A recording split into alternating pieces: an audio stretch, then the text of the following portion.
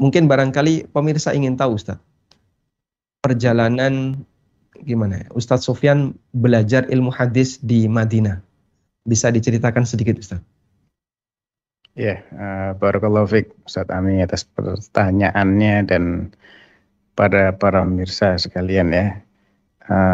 Sebetulnya masalah belajar atau sejarah menuntut memang kita mulai secara resminya di kota Madinah. Dan itu dengan masuk ke Fakultas Hadis Universitas Islam Madinah. Selama 4 tahun kita belajar di jenjang S1 ya. Kita mempelajari lebih kepada teori-teorinya Ustadz. Jadi kepada istilah-istilah dari hadis itu sendiri. Apakah definisi hadis sahih, definisi hadis hasan, definisi hadis dhaif, hadis yang maudhu, mungkar dan seterusnya. Bagaimana sebuah hadis itu bisa dikategorikan sebagai hadis yang sahih, syarat-syaratnya apa. Kemudian kita juga belajar tentang referensi-referensi dari hadis itu sendiri. Kita tahu bahwasanya hadis ini banyak sekali referensinya.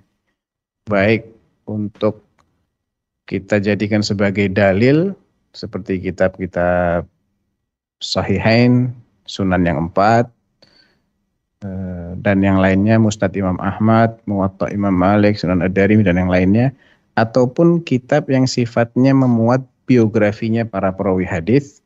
Ketika kita ingin meneliti siapa ini orang ini, bagaimana kredibilitasnya maupun kekuatan hafalannya, maka ada kitab-kitab tersendiri dan itu juga sangat banyak sekali jumlahnya.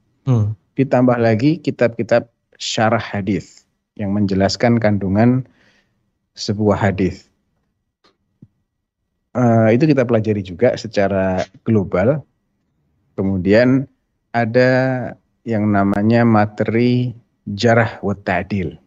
Nah, ini salah satu materi khasnya ilmu hadis. Karena memang di S1 jarah wa ta'dil sudah dipelajari. Betul. S1 itu kita mempelajari secara teoritis, lebih kepada teorinya. Jadi kita belum menerapkannya ketika kita mengkritisi sebuah hadis. Namun kita mengenal dulu nih istilah para ulama. Kalau dikatakan fulan itu thiqah, berarti bagaimana? Kalau dikatakan fulan itu soduk, berarti bagaimana? Kalau dia itu dhaif atau laisa bisyai, ya bukan apa-apa ini orang, jangan dianggap, atau misalnya macam-macam lah, karena istilahnya juga sangat banyak nih Ustaz Ami. Istilahnya banyak ya.